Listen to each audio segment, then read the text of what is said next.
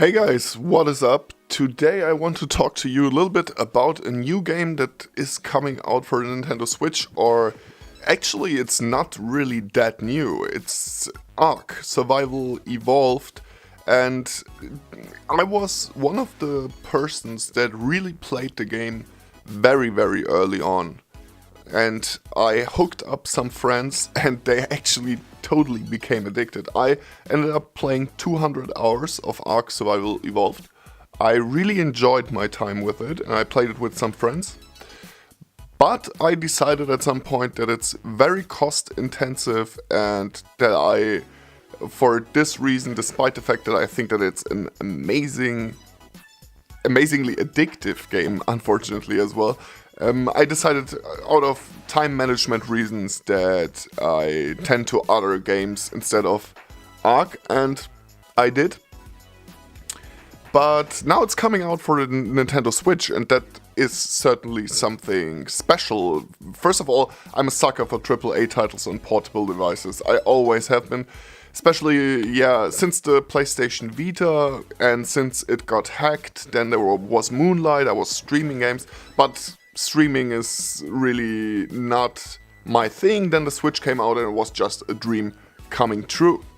Because it is just hitting that sweet spot of being powerful enough to play Doom 2016 in a quality that is very pleasing, impressive, and the gameplay is as well mostly fluid with mostly locked 30 FPS, so that is absolutely amazing. And this game actually showed off what the Switch is capable, and now the Switch version of Ark is coming out, and people like Spawnwave commented that they're asking themselves what they're aiming for, if it's 25 frames per second, and that the Switch would punch over its weight class.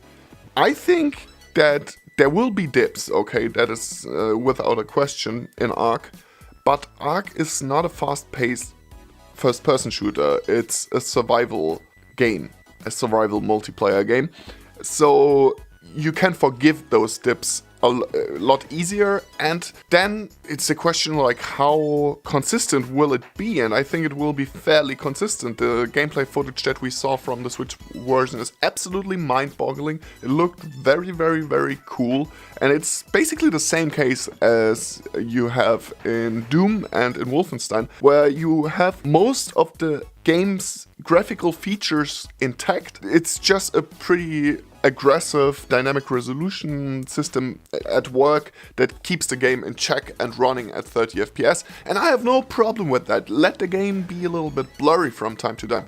Absolutely fair enough. That is a huge Unreal Engine 4 game from Studio Wildcard, so I would totally forgive that. And the team had its chance to get to know the engine, how to optimize for consoles with the console release for PlayStation 4. Remember, Ark was originally a PC game and then it got ported over to the consoles, or it was decided basically that it gets ported over because of its huge success. So, good times for Switch owners. I'm a big fan of those ports. Actually, I'm a fan of all ports for the Nintendo Switch until now.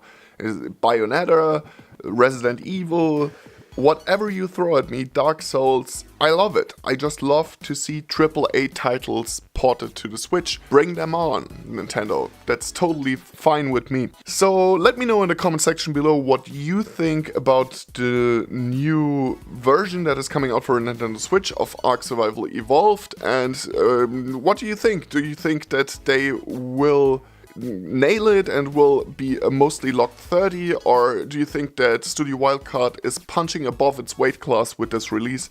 I personally don't think so. I think the Switch can handle it with its Tegra X1 processor that has proven to be extremely powerful and reliable when it comes to dynamic resolution and just displaying phenomenal graphics. Just look at Doom 3. I mean, that is the prime example of a AAA release.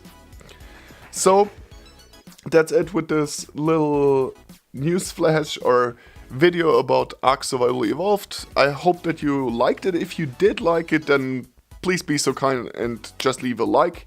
That would be great. If you dislike the video, also feel free to let me know by hitting the dislike button.